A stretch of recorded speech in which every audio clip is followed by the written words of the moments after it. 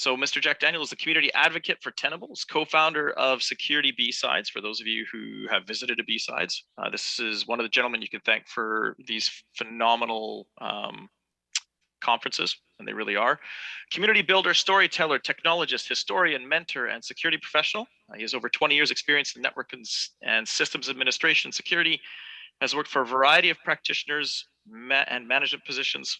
Jack is a technology community activist, a podcaster, frequent speaker at technology and security events. Jack used to put letters after his name, but that doesn't anymore, as they fell off and others were pushed. And Jack, again, my sincere thanks for coming today. We're really looking forward to you sharing with us and giving us your insights. And that's what the group is all about, sharing and learning. So I will hand it over to you. Cool. Thank you. So thanks for the invitation. Let me start with the sharing stuff. Actually, before that, we by special request, I have special friends. This is Cuddles the pufferfish, who normally lives in my little RV, which is now my mobile office. And we've been together a lot, but nobody's been through as much as Suffering Bastard. This little wooden icon came into my life in early 2017 and has become a traveling buddy and has seen a whole bunch of things. And he gets thrown in the little RV tomorrow morning and we'll see even more things, whether he wants to or not. So that's that. So now let me jump into the oh, come on, technology. What a terrible idea. So for those who don't know, there is this function in Zoom, which has still been in beta for over a year, where you can use a PowerPoint deck as your virtual background. So you get to see me and you get to see Cuddles, although he's on the edge of the frame, plus the slides. So maybe you're less likely to fall asleep during this, but I'm not going to judge. So anyway, Shoulders of InfoSec. This is a project we were talking earlier, for those that didn't hear it. Many years ago, I did a talk at DerbyCon, and I wanted to, after conversations with a handful of folks, I wanted to highlight some people that I didn't know enough about and wanted to share some things about history. And it quickly became obvious that there was a lot more than picking a dozen people and doing one talk. And so this has evolved into a project that I've been doing for almost a decade now, and it's a garbage wiki. I want to move it. It doesn't have enough information. More on that later. But it is a way to look back at the people that paved the way, and some of them are still with us, and we should be thankful for that. So anyway, that's the short intro to the Shoulders of InfoSec. Let me dig right in. Come on, Jack, you can do. Jack, if I can interrupt for a quick second. Yep. Are you good with taking questions as we go, or would you prefer to wait until the end? Either one is fine, as we go or the end. And if anybody wants these slides, ask, and I'll send you a PDF. Although most of this is on the wiki already, but happy to share. Perfect. And happy Excellent. To answer questions as they come up. Perfect. Excellent. And for those of you that don't want to talk your question, you can text it into the chat, and we got people monitoring that. Yep. Cool. Perfect.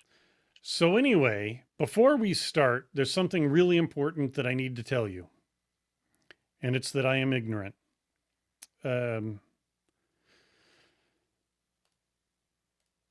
laugh.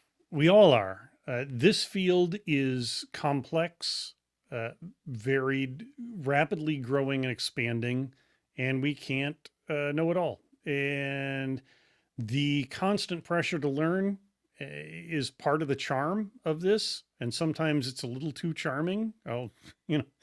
But we've all got a lot to learn. I feel bad for having cut Cuddle's nose off, but he'll survive. We got a lot to learn, and if I've gotten things wrong, Correct me if things are missing. I'd love to hear more about it. In one of the revelations, I use music as therapy, like a lot of people. I can't play music. I had almost mastered the MP3 player, and then Steve Jobs introduced the iPod, and I was lost. But I listened to a lot of music, and I started thinking about this. What would happen if we looked at the past century of popular music? And just playing to my own personal preferences, a century ago, what was Middle Eastern folk that was in North America from the Middle East? 50 years later, Dick Dale turned things like Miserlou into early rock classics, surf classics. Over the past century, starting at the century ago, Delta blues migrated north and became more and more electric as it landed in Chicago and up into Detroit. It became electronic and largely fathered rock and roll. They're pioneers like Link Ray, who was not as popular as some, but he gave us the first power chord. He scared a lot of people. His song Rumble is an instrumental.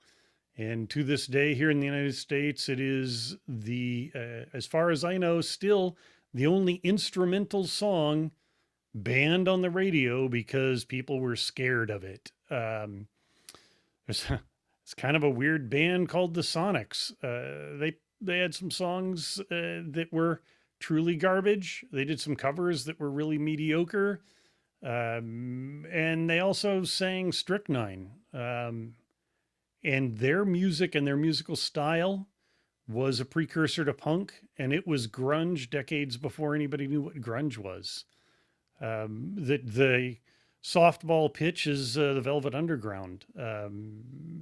It's been said for decades that their first record didn't sell that well, but everybody who bought it formed a band. Coming a little bit farther forward, I'm old, and you can tell where my tastes go, but if we go into the late 70s, the Sugar Hill Gang gave us Rapper's Delight, and the world changed there. So what about it? What if you want to know about rock and just popular music? Wikipedia, there's an asterisk because there always has to be with Wikipedia. But, look for any band, any genre, and see what you find. And what you will find is some amazing stuff. And you'll find connections, and you'll find people who were moved by somebody else. The Sonics moved people from the Flaming Lips to Bruce Springsteen, right? These connections come out, and they're easy to find. There's some documentaries I love. There's one on Muscle Shoals, which is foundational Southern rock and roll. There's one called It Might Get Loud. It's a history of the electric guitar, and it's Jimmy Page and The Edge and Jack White, and it's Jimmy Page, right? So it's amazing. There's a documentary that BBC Radio 4 did many, many years ago on the song Summertime, single song. Follow it over a century from the early Porgy and Bess to various incarnations to becoming a Brazilian jazz standard. And then if you were my age, Janis sang it and blew our minds. And then not long after Janis sang it, it became somewhat of a civil rights anthem. It's an amazing song that's been performed a bunch of ways, and you can learn a lot about music just by tracking one song. Herbie Hancock's career through the years. There's an Audible thing if you're an Audible user. Smokey Robinson's Words and Music. It takes us through decades of stuff. And there's so many more of these sort of things that we can do with music, the music of our lives. Even if you like music that I don't, that's cool. Music is amazing. Now, what if we try to do that with this thing that we do for a living and maybe even for a hobby? It doesn't work so well. So let's start out with the obvious question of why we should look back. And like it says on the side mirror of your car, objects in the mirror are closer than they appear. We can be pushed into repeating history. We can fail to learn from the past, and we can do things over and over and over again. That's human nature, but it would be nice to have some grounding in what's come before us. But there's a lot of stuff that we don't know, a lot of people that we don't know. And, why is that? Well, things were different. That's in the early part of what we would consider computer security. Now we would go back to World War II and things that came out of that, and through the Cold War. And there's a lot of military stuff. There's a lot of government stuff, a lot of cryptography and cryptology, breaking crypto. These are the things. They're not publicized a lot. And also, it was what you did. It wasn't an industry. It was just part of working with computers. As I mentioned before, we can't keep up. In this field, you run to fall behind as slowly as you can. And that's the nature of the field. And sometimes that's invigorating and sometimes it's exhausting. The older stuff isn't on the internet. So, if you don't even get a 404, there's no existence of these things. And so we've lost a lot. There are some references and other things, but we've lost a lot. As I mentioned, a lot of it was in military, a lot of it was in government, a lot of it was in higher education. And these tend to be siloed, even the stuff that was not classified. And the silos keep us from seeing a lot of it. Actually, I have a story about that coming up. Some of the folks are no longer active, have retired or changed roles, or, many, unfortunately, we have lost to time and they've passed on. And some of the least fortunate of them have moved into management, the poor bastards. Those that are out there, a lot of them aren't on the conference circuit, at least not the circuit that some of us are on. And so, we've done it. But let's dig into a few folks first and start with the well-known names. Because one of the things, it's not just those that we don't know, but it's those that the name. It's important to understand they're actual human beings, or were actual human beings, and they are more than the thing that you had to remember for your CISA or CISSP. So let's start with this. All right, well, that's from the movie. Actually, the movie's not bad. A few liberties with it, but you certainly know of Alan Turing. I'm not going to waste your time talking about this brilliant person who was wronged in incredible ways. An amazing person. But most people have not heard of Doc Keane. And so I want to stop and talk about Doc Keane.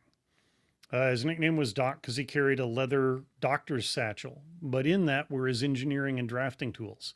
He was an engineer who worked in the barracks where the code breakers worked during World War II. He worked with Turing and the rest of that team. He's the engineer who took the ideas of the brilliant Alan Turing and turned them into something somebody could actually build. This is the engineer that translated things from the brilliant mind to engineering drawings and then oversaw the assembly of the Bomba. He is one of many people that doesn't get the spotlight. The women that were doing decoding by hand, who actually are why the Bomba worked, because they found a plain text tip. If you haven't seen that or don't know that story, certain German units would sign off with basically a signature block as the same quote every time. And once they were able to decode that on paper once for a simple message, they were able to use that on paper. Once they fed that into the Bomba, they were able to accelerate the rate at which they were able to decode. So there were a whole bunch of people. So if you're working with brilliant people like we all do, the rest of us are needed too. That's, I guess, my takeaway for this. It takes a lot of us to make these things happen. But why was the bomb necessary? Why was the Enigma such a powerful encryption tool? Well, Henryk Zygalski and a couple of associates, Jerzy Rizicki, forgive me if I'm getting these names wrong, but I'm doing the best I can, and Marian Rejewski. These three Polish mathematicians and cryptologists in the late 30s, at the beginning of the war, broke the Enigma cipher, an earlier Enigma cipher. They actually came up with these Zygalski sheets where they could break German codes rapidly using a piece of paper. And because of this, it forestalled some of the things. It didn't work out well for Poland, for those that know history in the long term, but it advanced their cause and forestalled some bad things. And so they often don't get talked about unless you're a crypto nerd. And I'm not, but I love these stories. Another one I want to talk about, even though I have some problems with her, Elizabeth Friedman. She was, before World War II in the United States Coast Guard, she was an anti-smuggling code breaker, fluent in Spanish and I believe Portuguese, but she was a code breaker.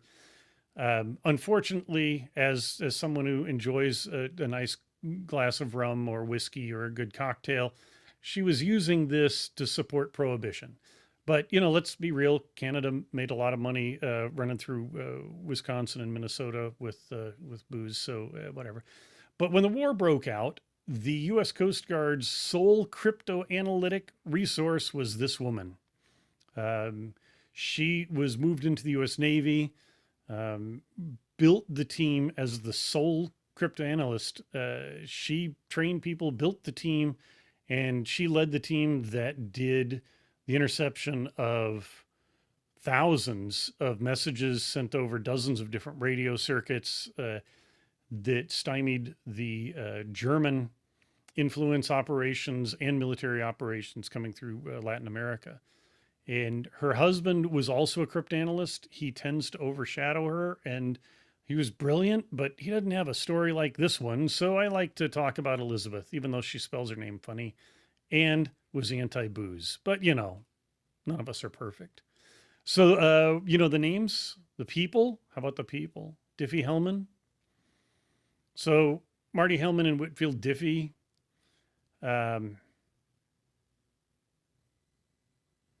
Diffie-Hellman key exchange taught us how to securely exchange cryptographic material over an insecure network.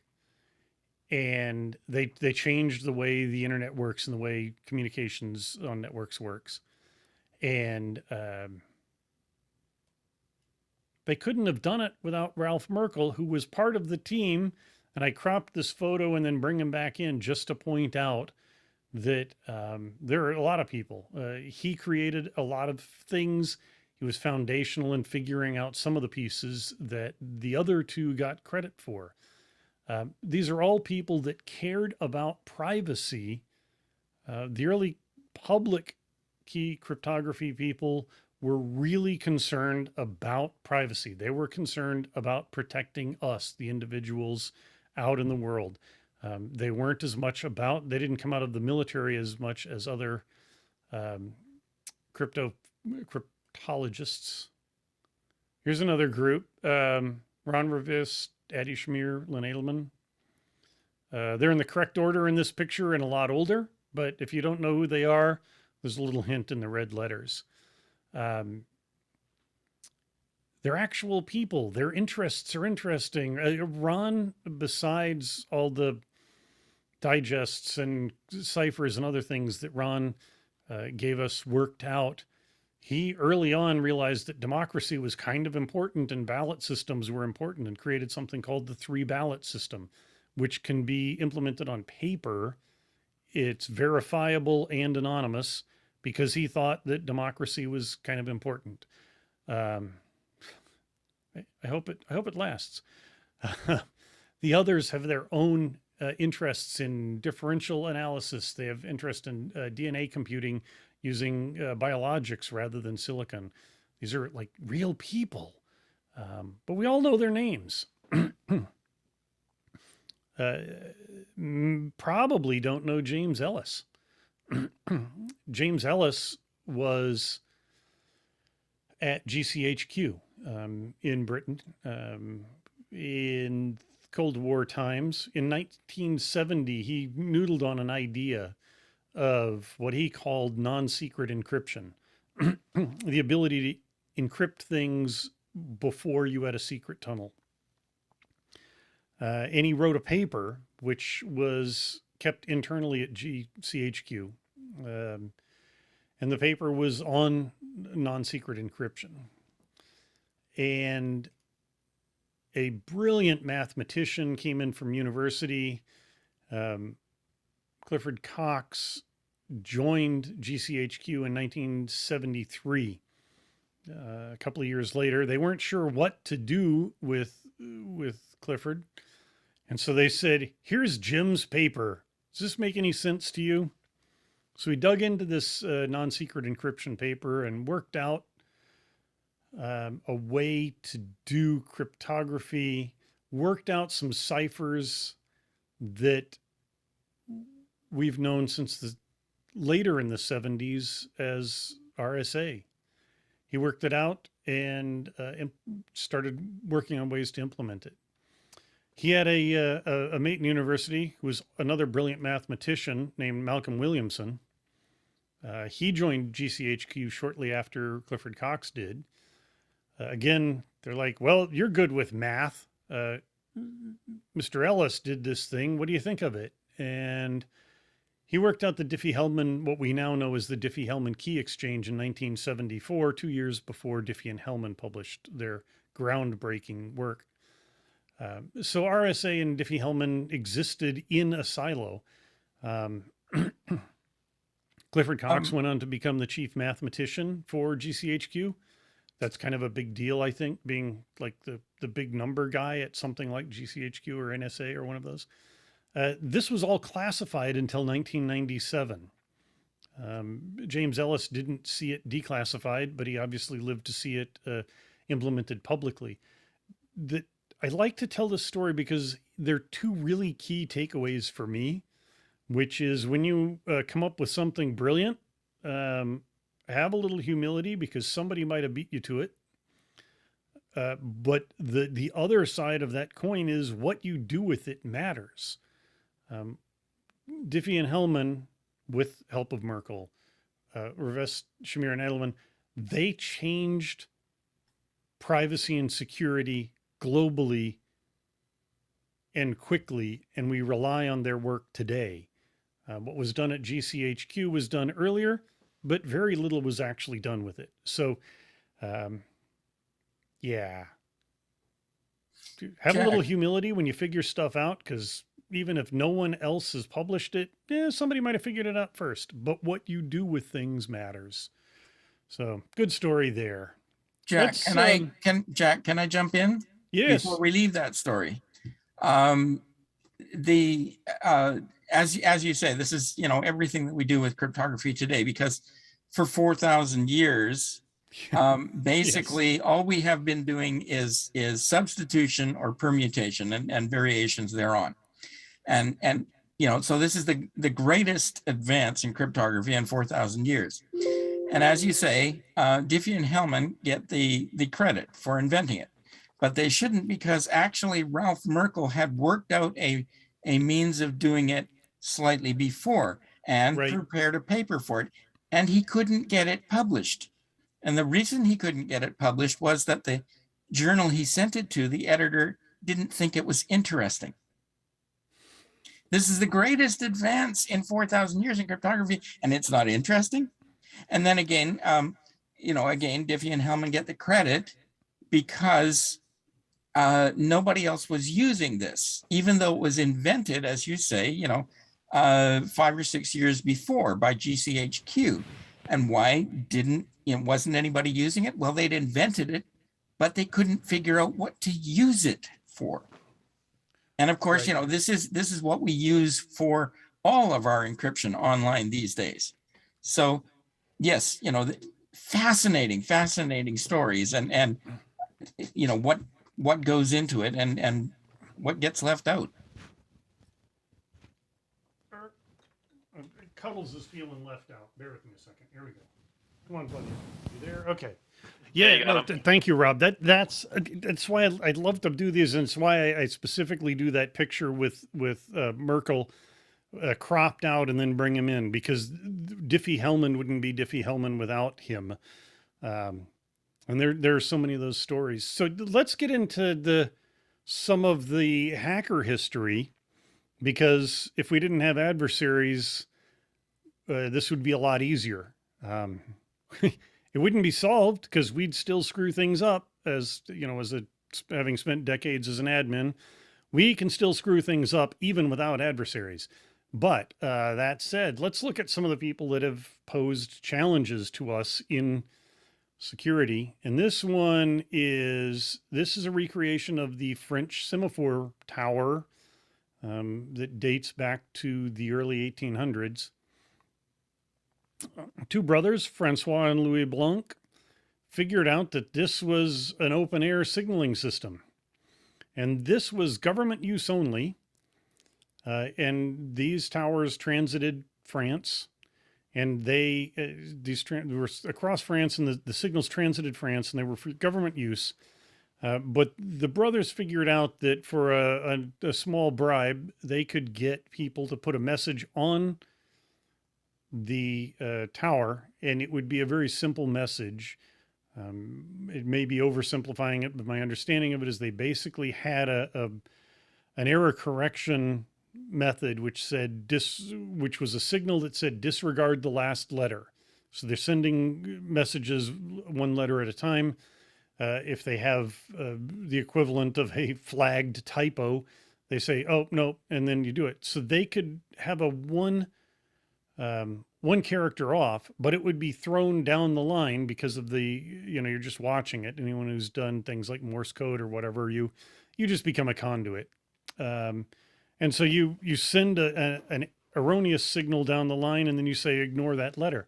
Well, if that letter happened to be pre-negotiated with somebody like your brother, and you were at the coast, and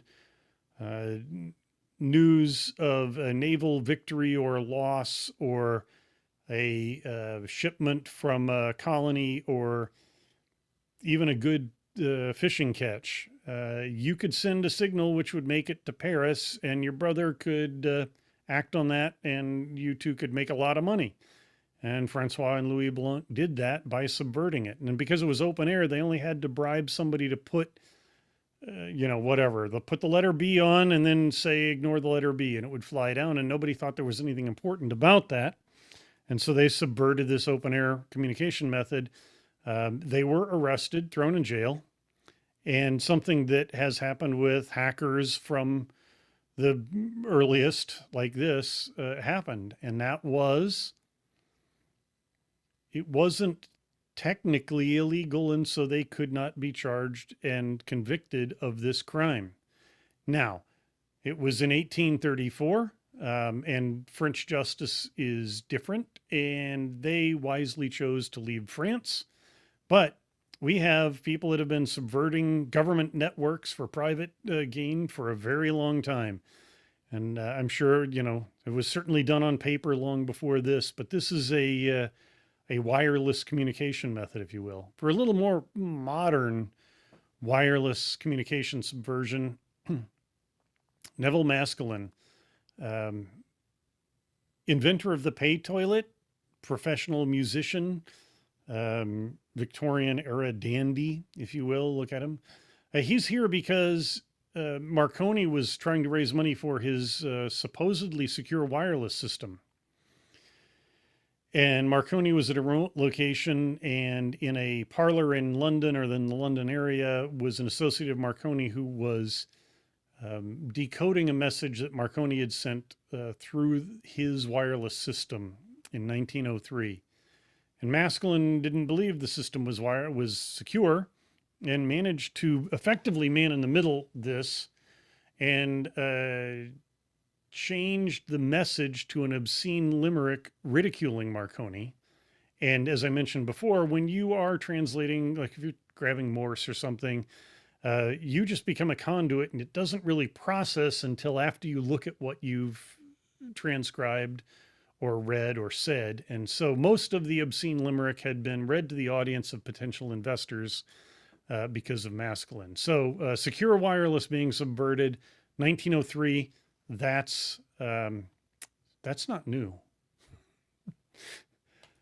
Let's jump into this guy, Renee Carmel.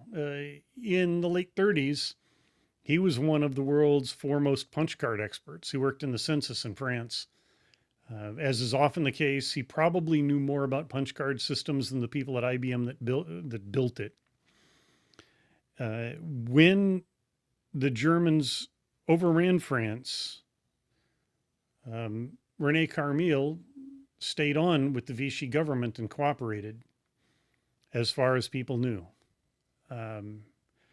What he actually did was used his knowledge of the system to subvert the census. We will never know how many hundreds, more likely thousands of lives he saved. Jewish lives are the obvious ones, but it's safe to assume that through naming and other things, he would have saved Rome and other people that were victims of the Nazi regime. He subverted it for many years. Unfortunately, this one doesn't have that last word there, hacker, hero, martyr. They figured it out right before the end of the war. He was tortured, imprisoned, and died at Dachau. But having used a subversion of a computing system to save thousands of lives. So I don't want to be completely dismissive of hacktivism that puts a silly saying on somebody's website, but if you're looking for hacktivist heroes, somebody who saved thousands of people and paid the ultimate sacrifice without picking up a rifle, it's kind of a hero. So let's bounce into somebody else who is a peer of his, but with a different story. Juliana Mickwitz. Julian Charlotte Ernestine von Mickwitz, if you will. Kind of assume there's a pretty good story just based on her name, don't you? Born in 1889 to Finnish Russian parents. She was home tutored in Russian, German, and English before she went to school. In 1919, she fled the Bolsheviks, escaped to Poland, and eventually joined the U.S. military's attaché office. In 1939, she escaped the Nazis, eventually arrived in the United States, joined the Army Security Agency, a precursor to the NSA, and helped fight the war from there and then stayed on with NSA. She's not as much of a computer, cyber security, information security person, except for the information part. I include her because she has a great personal story, but also because the really valuable thing that she provided to the Allies during World War II was a knowledge of both the Allies and adversaries and the ability to speak in their language and understand motivations and be able to speak to and with them. The ability to talk to people, the ability to understand what people are doing, is something that we sometimes, maybe often, overlook in our modern world of playing the cat and mouse game of cybersecurity. She knew how to interpret, read, and move through these. Everybody knows this one, so I'm not going to do anything other than this. Admiral Hopper, ask around. Do you know anyone who has a nanosecond or a picosecond? How'd they get it? That's worth, poking at some people. I do not. I never met her. I was way later, but that's an interesting story. If you don't know this, when she was asked why messages took so long to get to ships at sea, she explained how much data could move in a nanosecond. And she cut these pieces of wire to show how long a nanosecond was in space-time. This dude, That's awesome, Kragan. Yeah, that's great. This guy, arguably young for that, but he's getting a little older. But here's the thing about Robert Tappenmorris. Most people only know him as the Morris worm guy from 1988.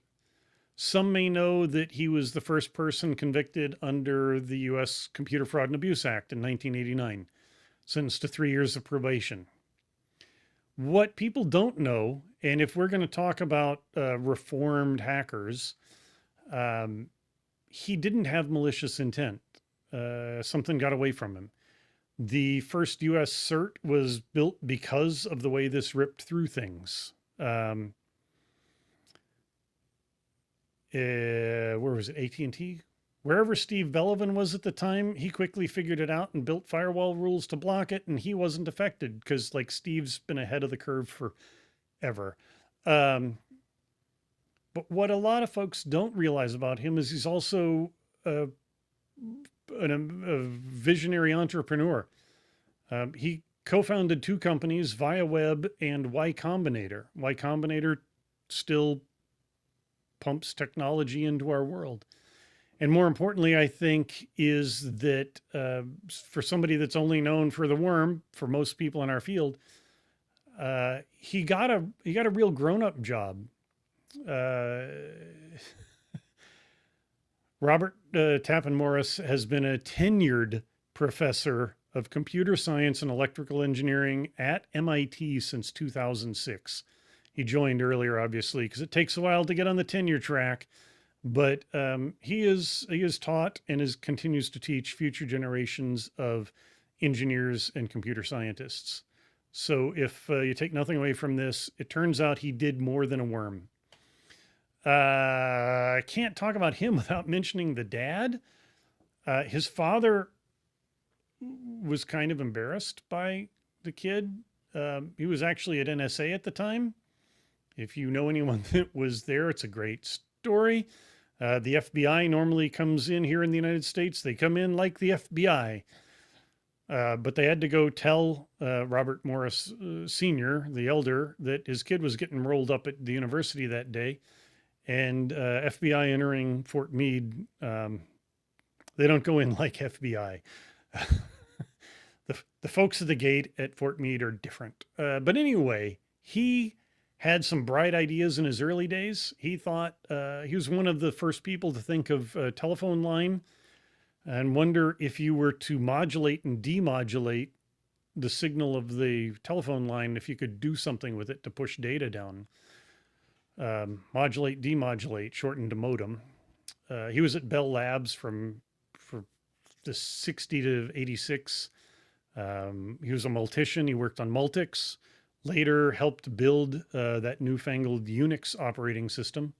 He was at NSA for the end of his career, mid-80s to mid-90s. He had a couple of quotes that are worth reminding people of. Never underestimate the attention, risk, money, and time that an opponent will put into reading traffic. This is true. If that traffic's worth something, somebody will put a lot of time and effort into it. Rule number 1 of cryptanalysis, check for plain text. For anyone who's done a crypto capture the flag and beaten your head against something and then realized that part of it was plain text, that's for you. And then he had 3 golden rules of computer security. The first was do not own a computer. The second was, should you fail that, don't power it on. And the third was, if you do power it on, at least don't use it. Not terribly practical advice, but it tells you what the old man thought of computer security. Jack, Yes. do you mind if we do about a 10-minute pause and let people take and yourself take a break, get some water, and come back at 3:15? Does that work for you? Absolutely. Terrific. Lovely presentation, Jack. Thank you. Yeah, I've reached a point in my career where things like this are what I do, and I feel they're important. And even though I don't spend enough time on them, every time I dig into somebody, I find something amazing. Polly Budenbach, the one I added yesterday, I was Googling her. There are all sorts of credentials for her cryptanalysis and for breaking a glass ceiling at the NSA. And she was a member of the Garden Club for decades. I love stuff like that because it turns out well, maybe not all of us, but most of us are people too. Yep. Interesting comment, Jack. Of course, we're all people. Some of us are less broken than others.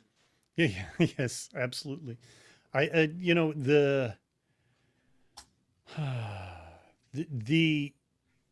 the curiosity and the drive and the things that drive both the hacker mindset and the InfoSec mindset, which are, you know, the Venn diagram is not 100% overlap, but there's this curiosity and drive, and there may be something a little off with most of us that fuels some of that, but it's there are a lot of really interesting people in our world. And I spent years in the car business, and I don't want to be mean to the car business, but they have a terrible reputation and it should be worse. Some of them are interesting, but kind of like in reading the crime scene news on your local paper, interesting, as opposed to, you know, oh, in my spare time, I do this, or I grow orchids, or, you know, I'm a blacksmith or a bladesmith or whatever. It's Jack- funny. John and I, of course, taught the CISSP seminars for years. And of course, one of the things that I tell people in the seminars in the crypto section is history teaches us nothing, that you will be asked on the exam. But the thing is that all the really great stories are there. And cryptography is great because it's the history of really smart people making really dumb mistakes over and over again. Oh yeah. The roll your own crypto thing is I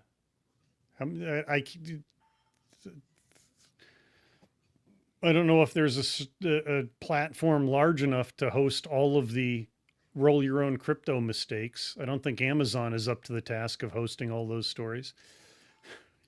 So Jack, I told you that I got that nanosecond in 85. That's actually the second one I got. The first one was in a convention center of over 2,000 people in 84, also in Montgomery, Alabama. And she had sailors passing out nanoseconds to everybody in the crowd.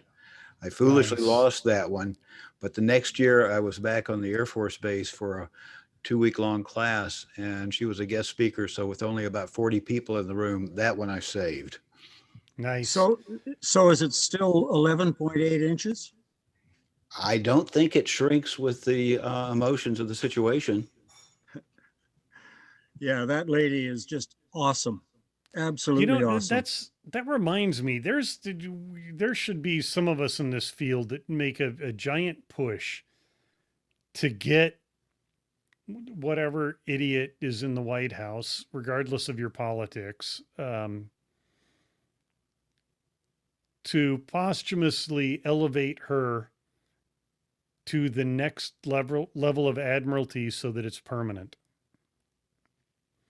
There's an oddity that she didn't reach the tier, which was the naval. The Navy's weird. Whatever. She made 1 star, and when she made it, there was a Rear Admiral lower half. Then the Navy declared, "Oh, we're going to bring back the Commodore," which had previously been a wartime only 1 star. So they changed her title to Commodore, and the Navy never went back to making. So I'm not sure what historically the official is, but that's the deal. She made one after being a captain for 40 plus years. She became a 1 star, which the Navy gave 2 stars to and called a Rear Admiral lower half. It's kind of weird, and that's why she's Commodore now. Yeah, that's the women that served were not well served. I will say that.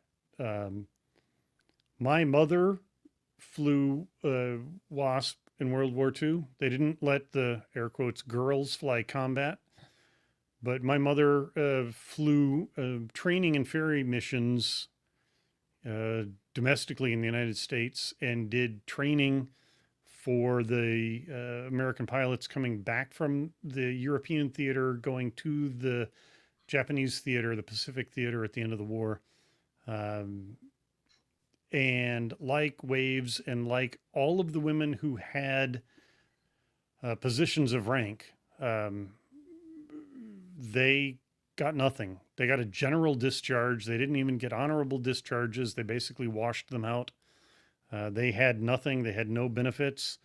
In the 70s, Jimmy Carter, the one thing that they were allowed was the ability, after a fight in Congress with a bunch of old men who didn't serve, to be blunt, if Jimmy Carter got it through that they were allowed to be interred at national cemeteries. And, you know, that was huge. That's where Mom is now, is at a national cemetery on Cape Cod. And that was a big deal. You know, she didn't want VA. She didn't want her veterans benefits. She didn't want pension. She didn't want anything. She was like, just, can you acknowledge that thousands of us served? And Hopper is a prime example of somebody who should have a couple of stars and be referred to as Admiral in perpetuity. Amen to that, brother. I mean, while we're stalling, I mean, I assume everybody knows that we debug code because there was a problem in a mechanical system, and she What do you pulled mean, a that- moth that- out. That Right, there were fly across mechanical those contacts. She took a moth out, and thus we debug. She started programming with patch cables. Dip switches to program were in advance for her. She wrote the first compiler because she was tired of writing machine code. You know, there are all these stories. It's one of the I knew that Bug Crowd was onto a thing when they came up with those T-shirts. Grace Hopper as a posse. Yeah.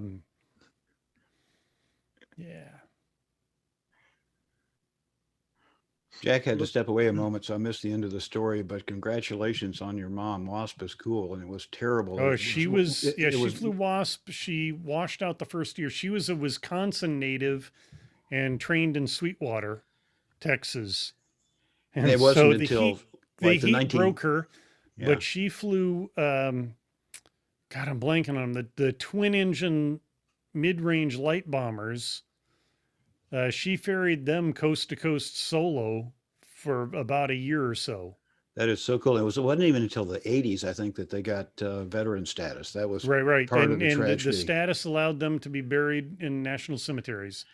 Yep. And that's where Mom is now. Mom's been at the U.S. Military National Cemetery on Cape Cod for the past 27, 28 years.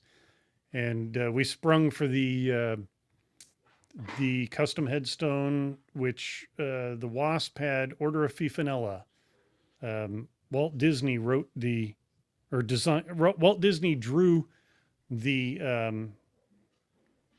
little caricature of the Wasp. And it was a pixie sort of wing thing, but yeah, that's on her stone. That's there. great. Did you get her a marker at the Women's Memorial at the entrance to Arlington Cemetery? We did not, but we were there when they opened that. My sisters and I were cool. there. That's wonderful. It was amazing. But yeah, that's people that deserve credit don't always get it. And you know, that was an amazing generation. And you know, that was Mom. That was Mom. Yeah. Anyway. Yeah. With that, Jack, I think we can start up again. Okay. Well, Go there's for it. not a lot more in this, but Dorothy Denning is worth stopping for because, she has some interesting things.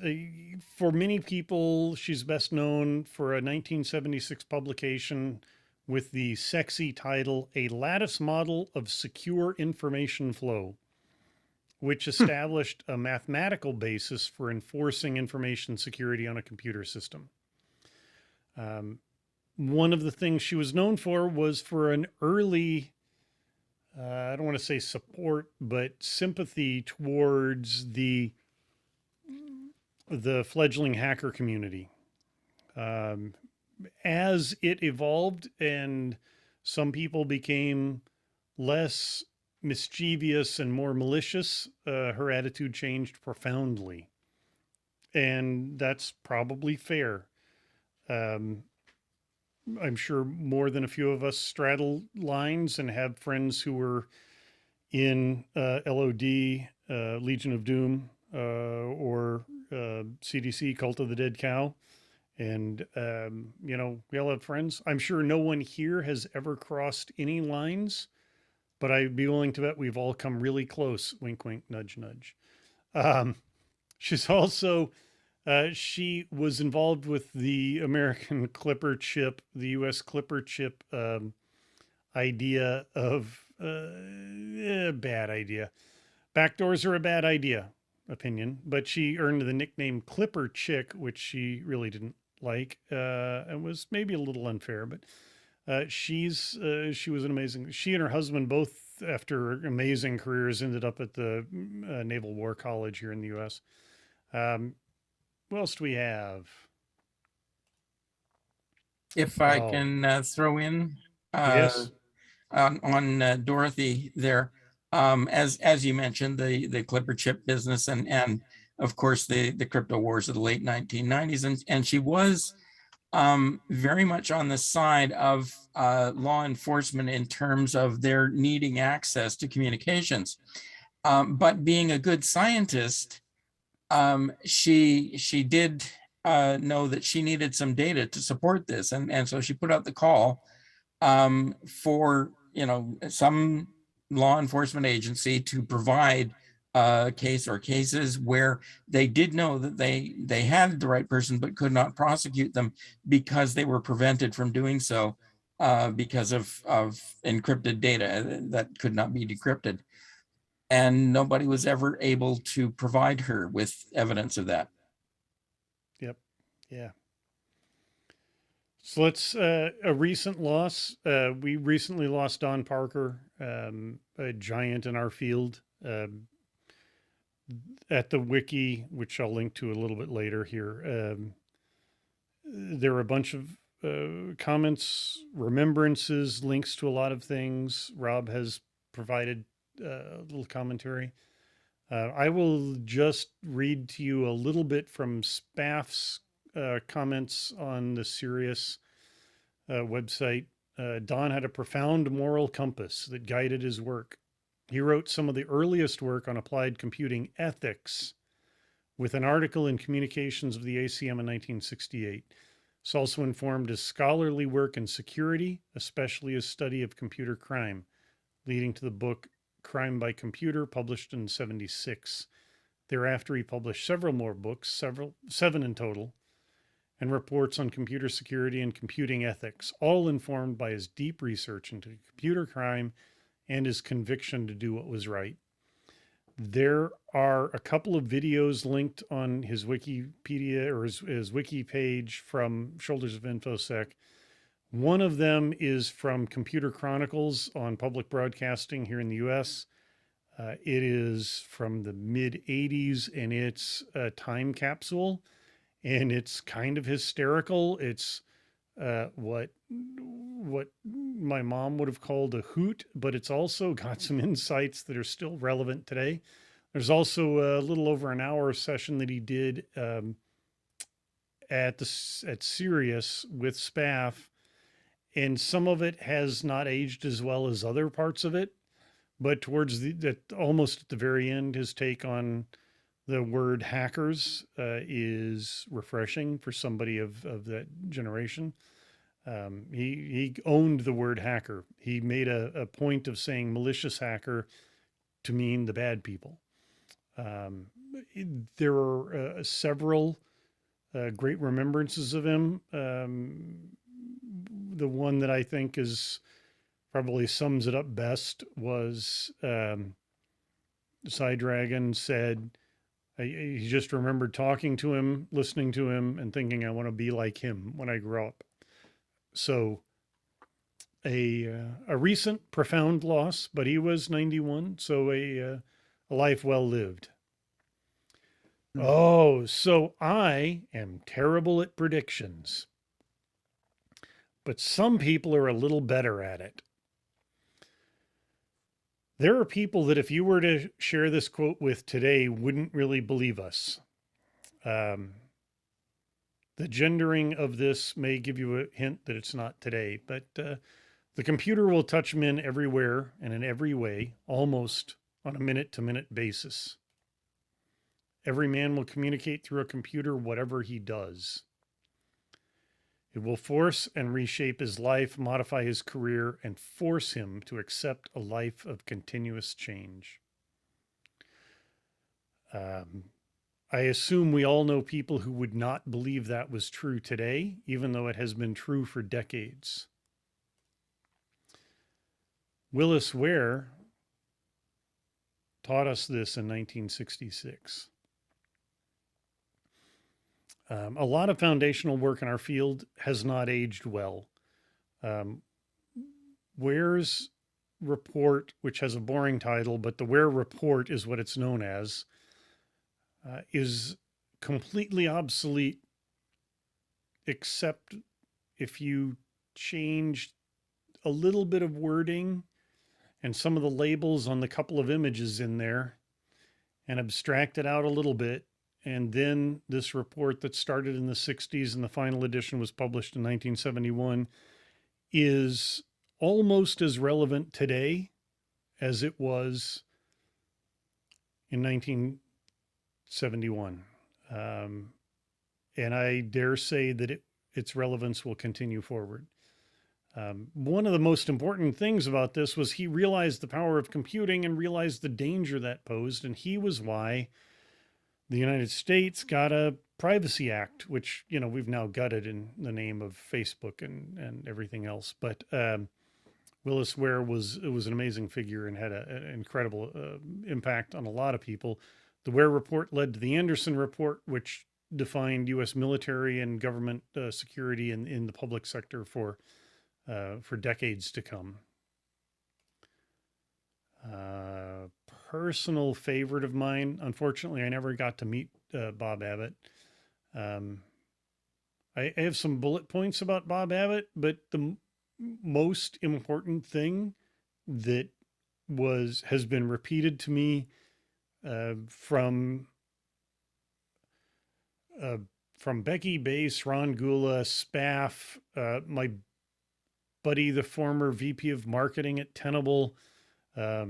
He was a really nice guy. I mean, he was just a great guy. He also led something called the RISOS project, Research into Secure Operating Systems. It ran in the early 70s. The goal was to understand security issues in operating systems and help determine the level of effort required to enhance system security. Now, I'm going to sound cynical as I read the 7 bullet points that they came up with, and then I'm going to bring it back a little bit. They came up with 7 key things led by Bob. The first 2 are incomplete or inconsistent parameter validation. Luckily, we've worked them out. Number 3 was implicit sharing of privilege or confidential data. That's a problem, huh? Asynchronous validation and inadequate serialization. So our race conditions and time of check to time of use flaws, we've known about them for 50 years. Here's one that maybe we haven't quite nailed yet. Inadequate identification, authentication, and authorization.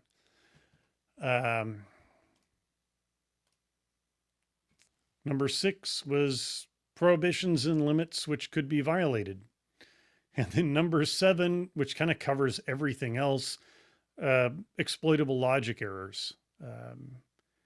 it's really easy to be cynical when we look back 50 years and say, wait, how long have we been chasing these? But the occasional really dumb mistake in Windows or silently patched in Mac OS or Linux, we've largely moved those out of the operating system. But unfortunately, we've just pushed them up the application layer. But a lot of progress has been made. A lot of progress. What else about him? Who's the author of the first set of privacy and data confidentiality policies for healthcare, 74. He developed the first multi-user multitasking OS for the Cray class supercomputers that went into 24/7 operational deployment. Led a project that created the first physiological monitoring for patients recovering from open heart surgery. And the fun part, if you've seen the movie Sneakers, which, by the way, if you haven't, stop, go rewatch War Games and then watch Sneakers. James Earl Jones' character at the end, the Darth Vader voice, was an NSA agent named Bernard Abbott. That was based on Bob Abbott, and the Abbott name came from that. That core team were modeled after Bob Abbott's team. Bob was arguably the first independent security consultant, or established the first independent security consultancy, did the foundational red team work in the 70s. And those characters, every one of them, had at least a few characteristics based on the team that Bob built at his company to do red teaming. And some of the red teaming wouldn't impress some of the red team people, and some of it would because of his background. Some of the places that they did red team work were pretty amazing. Becky Bass, Infomom. This is a sentimental favorite. I miss Becky.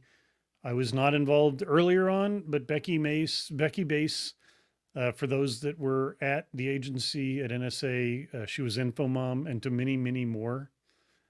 She gave the best hugs in the world. She was foundational in supporting people that did intrusion detection and other forms of network analysis. The reason this has Den Mother of Intrusion Detection written and crossed out is because one of her mentees saw me give a talk where I mentioned Becky and referred to her as that. And I heard from Becky that she was no longer to be called that she wanted to be called the Cranky Broad. Becky's been gone a few years, but I still honor that, because if Becky wants to be called the Cranky Broad, she can be, even though she was one of the most supportive, kind, sweetest people on the planet. She leaves a legacy that's unbelievable. So that's Becky. Fernando Corbato, we've lost him in the past couple of years. The really important thing about him for this story is that he's the guy that came up with the idea of passwords. And more importantly, he knew we had outgrown the use of simple passwords. He did a whole lot more. That's not fair to him, but that's someone that we should know. Oh, hey, some of you may know this guy. And his entry, Mr. Sushi. his entry in the Sushi shoulders of before InfoSec security. Wiki is far from complete. I would love for you to share your Rob stories,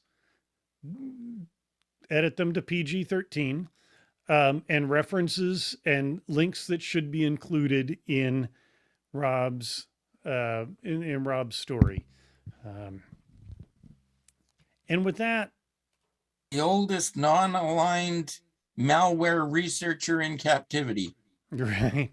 So just to kind of wrap this up, Isaac Newton is famous for this quote, which is actually paraphrasing one of his mentors. He changed the way we see the world, and he credited those who came before him.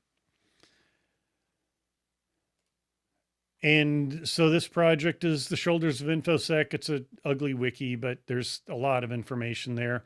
And I want to explain that it's called the shoulders of InfoSec. If we go back, he mentioned standing on the shoulders of giants. I want to focus on people who provide shoulders for others, and you don't have to be a giant to do that. As a matter of fact, I think that providing a shoulder for others to stand on is one of the things that makes you a giant. And thus this project is called the Shoulders of InfoSec. Rob has added some things recently and been an inspiration. The early project, Becky, before we lost her, Marcus Ranum, Ron Gula, Gunner. Every time I wander around Woods Hole with him and talk to him, he comes up with somebody that I've missed or an angle that I've missed. And Spaff, of course, has been absolutely instrumental in checking and fact checking and providing names. And unfortunately, he's written obituaries, tributes, memorials to many that we've lost. You can find me, if you want to talk about this stuff, info at Shoulders of InfoSec, Jack_Daniel at Twitter. You can reach me at Tenable. I do a podcast with my buddy, Dave Cole. It is long form and conversational. We have no sponsors. We do it because we have great conversations and we don't have a regular schedule. We occasionally put the explicit tag on, and we just generally talk for about an hour with interesting people. And we've talked to venture capitalists and CISOs and researchers and communications people, and we have a good time. But it's usually an hour to an hour and a half every, I don't know, 2 to 5 weeks, because like he's at a startup and I'm lazy. And with that, I am done, but I realized long ago that the end of a talk, saying the end is really wrong, because this is the beginning of whatever comes next. And it's well after 5 o'clock here. So what comes next here involves probably a bit of aged whiskey. Jack, It better be single malt, Jack. I do have some 18-year Oban. Hey, that'll work. Sláinte. Jack, just want to say, first off, a really, really big thank you. Really appreciate you taking the time to speak to the group here today. Honor to have you on, and just fantastic to share, because I think I mentioned it at the very beginning. I definitely would not be in the industry nor at the level that I've gotten to participate in the industry without many in this particular group that just are incredible supports all the way through the journey. So it's been just a great pleasure to have you on, and just want to say thank you again for the talk. Yeah, thank you. Thanks for inviting me. This has been great. Yeah. Maybe a question, just because I was just looking at you going through all of the different people and the rest of it, and if you've had a pretty illustrious career in the industry. If you had to give advice, like I know because probably students on, we often have students join. If you had to give them some sort of general advice about the industry, about what to expect or what, just what would you give them if they're looking at the industry as a whole? That's a long conversation, but there are a few things that I can share. One is like we were told when we were doing math as young children, show your work. Make it easy for people to see what you've done, whether that's GitHub or a YouTube channel or blogging or whatever. Make it easy for people to see what you've done. Even the stuff that's indirect, even the stuff that shows that you are curious, passionate, whatever.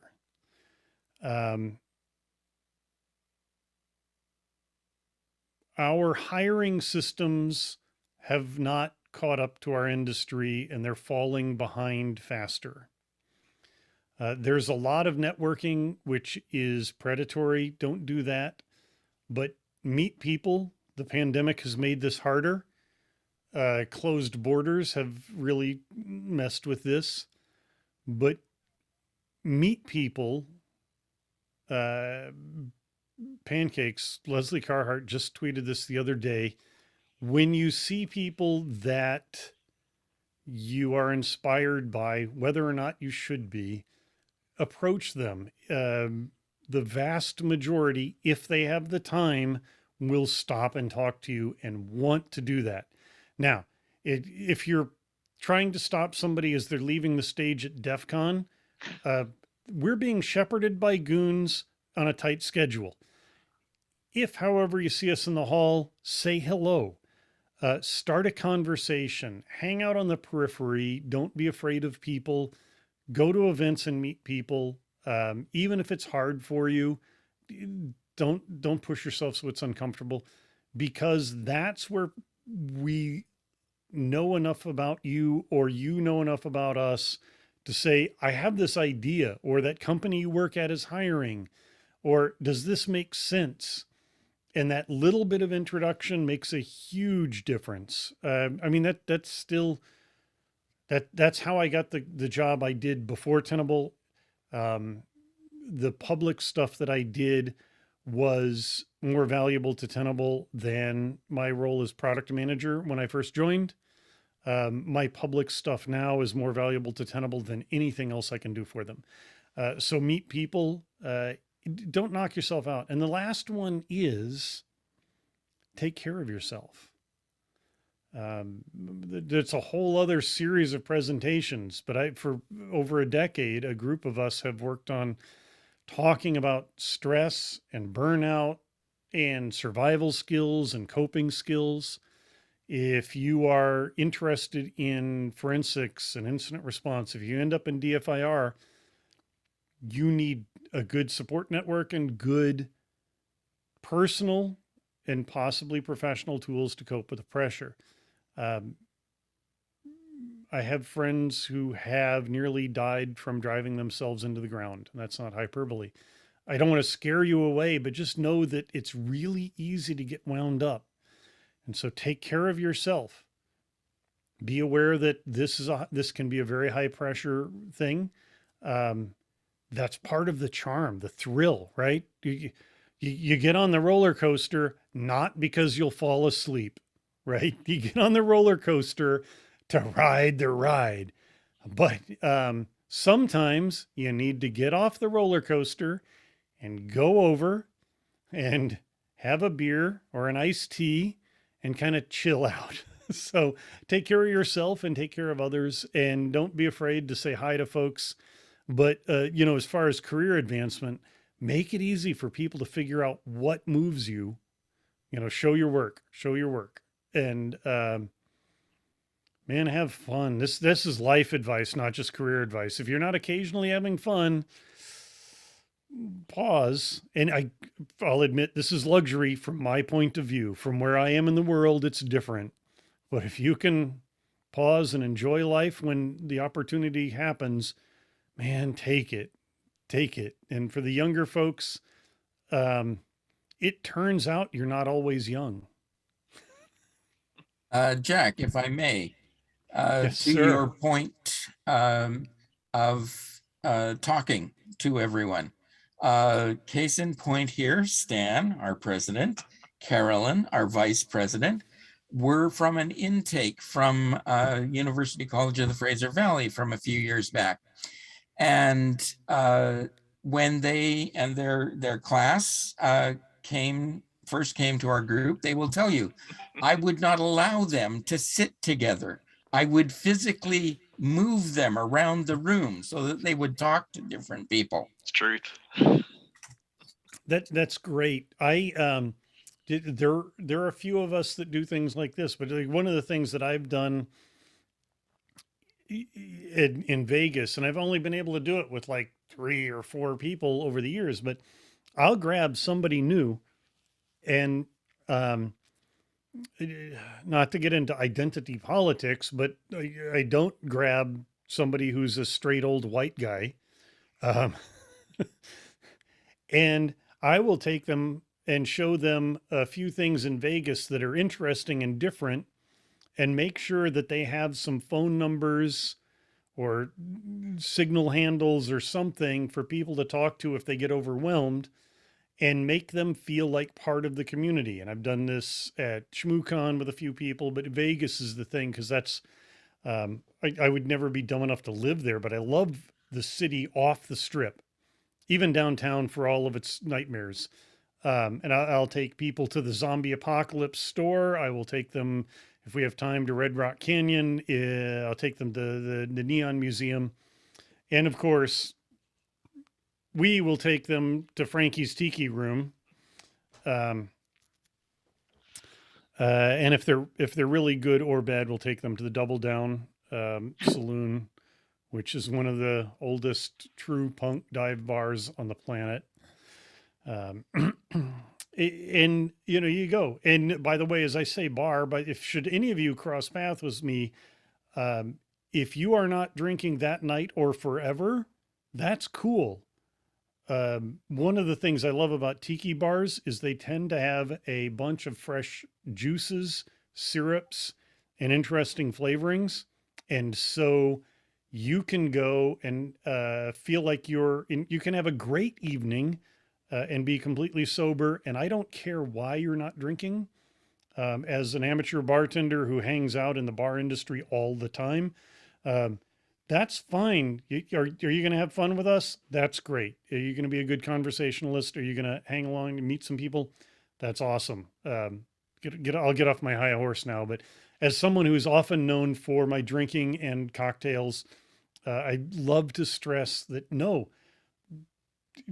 never feel pressured to drink, never feel pressured to drink, and never feel shy about it. And if you ever do, and you're in range of me, let me know and I'll shepherd it. And if anybody ever encourages you to drink, just don't. I mean, I'm not getting on my motorcycle if I've been drinking. I am not doing a whole bunch of things if I've been drinking. If I'm in Vegas and Lyft is going to take me somewhere, or I'm in walking distance to Paul's house, that's different. But anyway, there we go. Preaching. The old bartender preaches sobriety, or responsibility. That's it. Hey, Jack, do you know anything about lavender gin and tonic?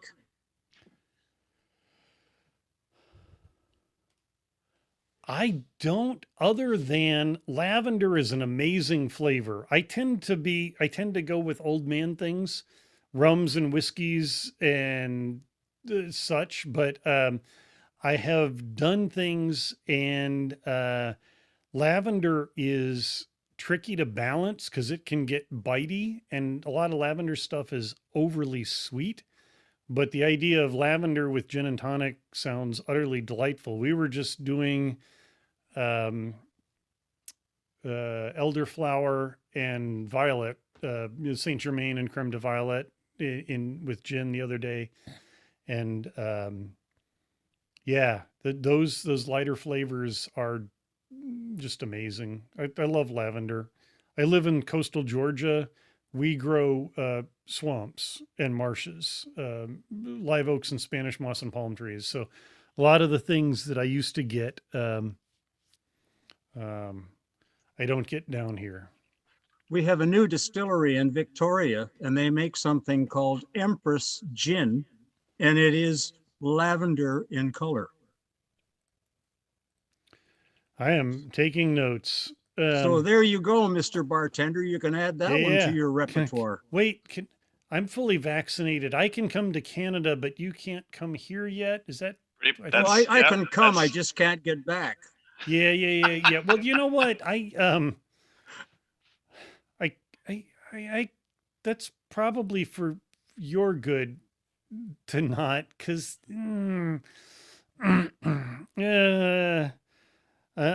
patriotic, but not nationalistic. We could be better. Let's just put it that way. We all could be better. Some of us have further to go than others, but I am looking forward to. It's one of my fantasies is to head up north on the East Coast and then wander across the country, your country. There are places, there are cities, maybe entire provinces where I would roll up the windows and put the AC on recirculate.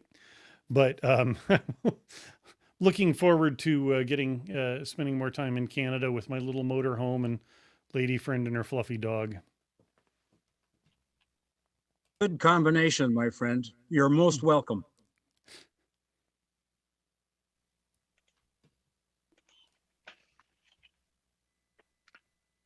Terrific. Any other questions? Don't be shy.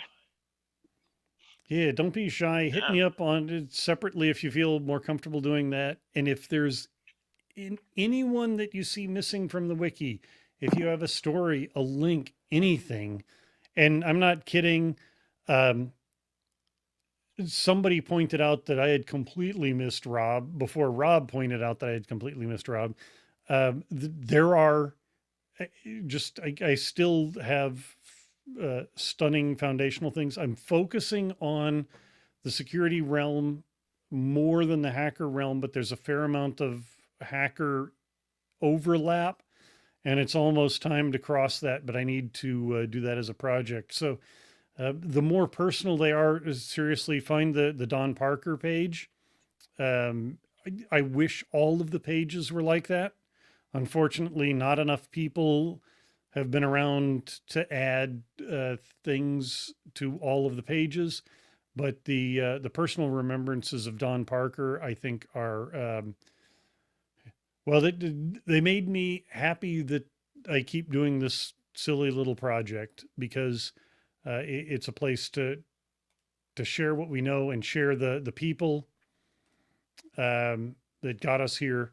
And there's a whole next generation. So if you want to recommend them, they're people that are in that next generation that starts with Ranum and Gula and that group of people. And then you get into some of the folks that have made SANS what it is, expensive commercial venture or not. Some of the SANS crew have really advanced the field. And so, yeah, Hey, I Jack. really appreciate the opportunity. I love talking about this stuff. I love these stories. Hey, Jack, can I follow up on your advice for the young folks just getting started, going off to meetings, and flip that a little bit to the older crowd here? As a 22-year-old young professional, 50 years ago, I went to the local chapter meeting of one of the major professional society, trying to do the kind of thing that you talked about. Every single cohesive group that I walked up to actually physically closed ranks, putting backs to me to keep me from joining their little group. So my request is for the old guys, make sure that doesn't happen. This absolutely. There has been in the early days of social media, there were things called pod camps for those of us that did podcasting and other social media. And the first time I went to one of those was unbelievable. People would drag you into conversations if you were wandering down the hall. I was like, oh, we should do this. We should do this. We should grab people and say, hey, what are you interested in? Oh, you're interested in that? You need to meet this woman, because that's what she lives and breathes. And she's awesome too. We absolutely need to do that. The closing ranks thing is, it's a mindset, and it's not healthy. It's the same in the workplace. There are a lot of people that still believe the way to be is to be irreplaceable. And it's been a long time, because I don't want to manage people ever again. But anybody that was irreplaceable to me was the most important person to get rid of. Yeah, what I experienced was every single group we all at the same university or all at the same company, and they were there with the people they were comfortable with and knew every day. But because of that, physically closed ranks when a young stranger came up just to try to meet folks. And that has to be broken by mid-level and higher people in those groups. That's no way to be. Good. Thank you for bringing that up, because that is absolutely a problem. um, should the after times ever come and we all meet in places, for anyone who runs into that, but particularly the younger people, find me and I will charge into groups, and I will be the ass, and then but we'll blow it open, and I will not do it in a way that embarrasses you. But yeah, no, we can't do this. I mean, and for the old folks, man, some of us would like to retire someday, but we need to fill the ranks before they'll let us leave. What's the secret, Jack, of attaching the RE to the tired? I've made the comment. I was tired last week. I was tired yesterday. I'm tired today. Therefore, I'm retired, but I'm still working. I am retired, but I don't know. There are a couple of people who've made it out of the field, and I've asked them to do talks. There are a lot of talks on getting in, talks on getting out. I don't know. Although it's fun, parts of this are fun. That's why we do it. It's a challenge. It just gets to be a little too challenging. I've been looking at water cutters, the water abrasive cutters for cutting steel and glass and other things, and thinking about the kinds of artsy old people projects I could do in my retirement. And that got me so far. And then I realized that what I'd probably do with it is make really cool badges for conferences and then go see all my people at cons anyways. So I'm not the one to ask about that.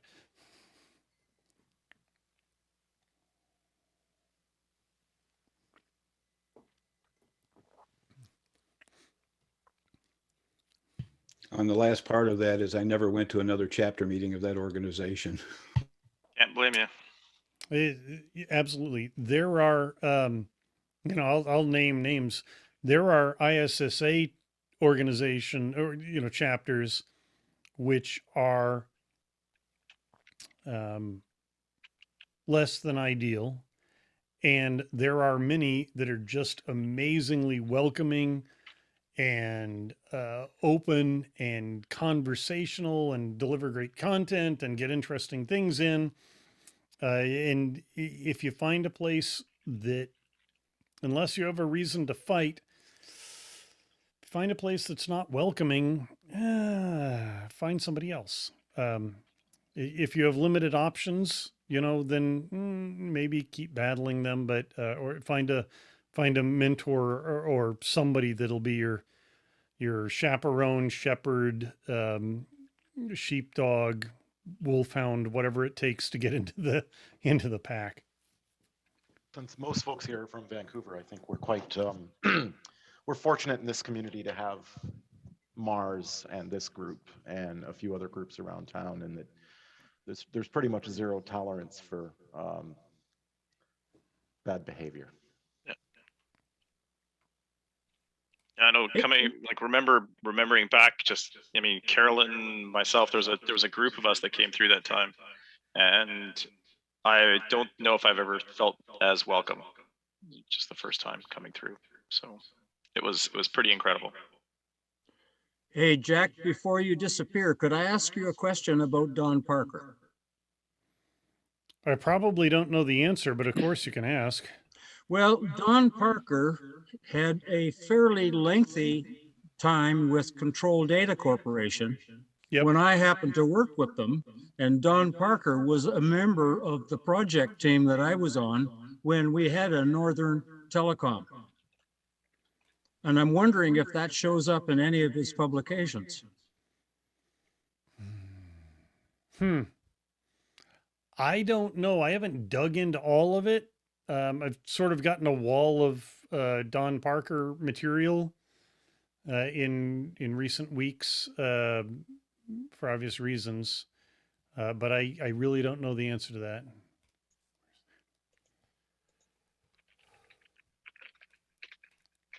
I would hope so. Yeah, and he was the epitome of what we were just talking about, this concept of sharing.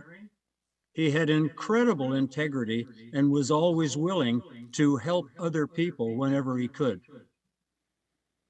Yeah, there are a few people that really stand out that way. Jim Anderson is one. Spaff obviously is one. Those are the people that we should emulate. And again, it comes back to not to be overly idealistic, because, you know, I am a bitter old man, but really it is about this project, and what I believe in is really about being those shoulders on which others stand. It's not about being the giant.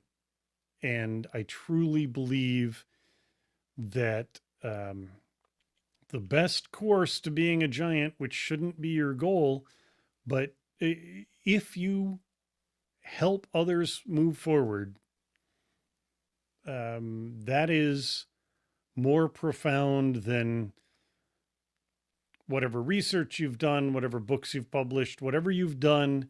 If you lift others, you know, it moves everyone forward. Maybe that's just me, but I know it's not. I think that the moving others forward, being supportive of others, this is what moves us forward. This is why when I'm asked to speak at a group like this, this group has a great reputation. I know Rob, I know Chester, I know many folks here we've met. I will never turn down the opportunity to engage with you and other groups like this that have that idea of, let's share what we know. We're all in this together. Maybe I can't tell you everything, but if you're at the local bank and I'm at the other local bank and something goes horribly wrong, you may get a text message from me that says, "Are you watching UDP 5379 on your firewalls?" And nothing more, because, you know, let's be real, I can't say any more than that. But that may keep you from spending weeks of, or months or years of remediation that my team is doing. Those sort of things. Or, do you want to come work for us? You should come work for us unless you want to go into that team, in which case I'll be really honest. Maybe that's not the team for you. These sort of things that are, I don't know, I hate the word soft, but this is how we all move forward. And, you know, we're in this together, not just our industry, not just our careers, but this life. We're in this together. Again, sounding way more idealistic than a bitter old man, but, you know, we're in this together. Thanks.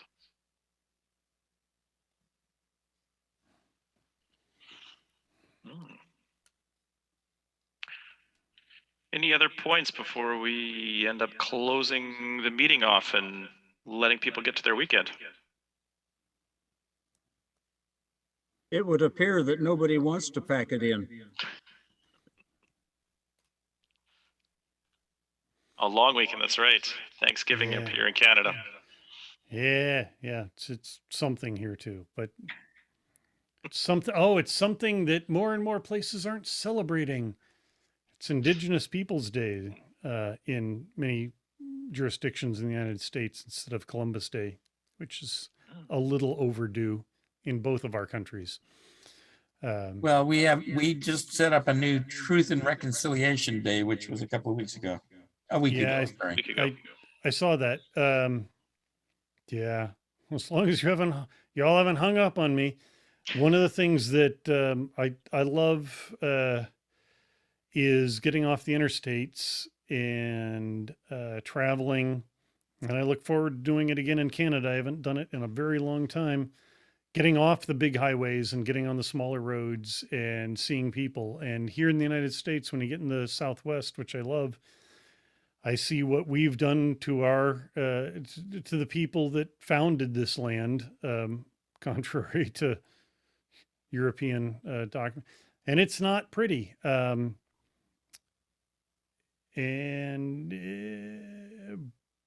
the cultures are amazing and resilient and strong, and there's a lot that could be learned from these people.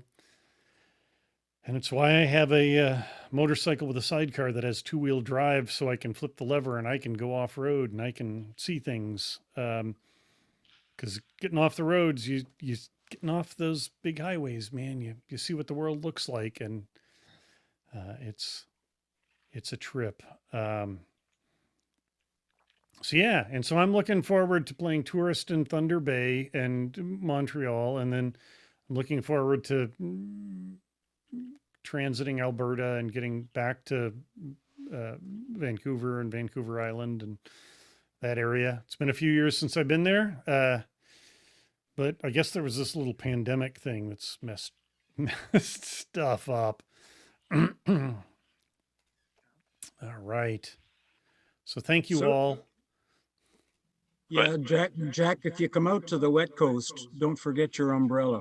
Yeah, don't forget the umbrella. Yeah, no. I have friends in the Portland, Seattle, in the Pacific Northwest of the U.S. And yeah, no, we did the cliche. My wife and I, for our 30th anniversary, did the cliche old people get on a boat and do the inside passage thing, and it's like, it's wet, but it's wetter. It's almost as wet here in coastal Georgia. It's just a whole lot warmer. And, and I will say this, I learned this in Seattle, and I've since learned it about Vancouver and BC in general, and the coastal parts of Oregon and Washington. Once you get those sunny days, the first time I had a really sunny day in Seattle, I was like, oh, this is why you put up with this garbage. This, I get it now. 4 days a year of this, I would put up with that.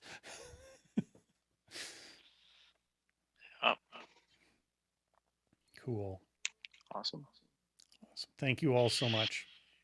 Jack, again, super appreciate your time. And again, much like you, I'm looking forward to getting out and meeting people, hopefully after this insanity is all over and done, and we can look back at it as a page in history. Yeah, absolutely. Thank you. Terrific. With that, thank you, everyone. Appreciate your arrival and attentiveness, and wish everybody a great weekend, and those in Canada, a happy long weekend. Jack, enjoy the single malt. Thanks, Jack. Thank you. Thank you, everyone. Cheers. Thanks, Jack. Great presentation. See you anon.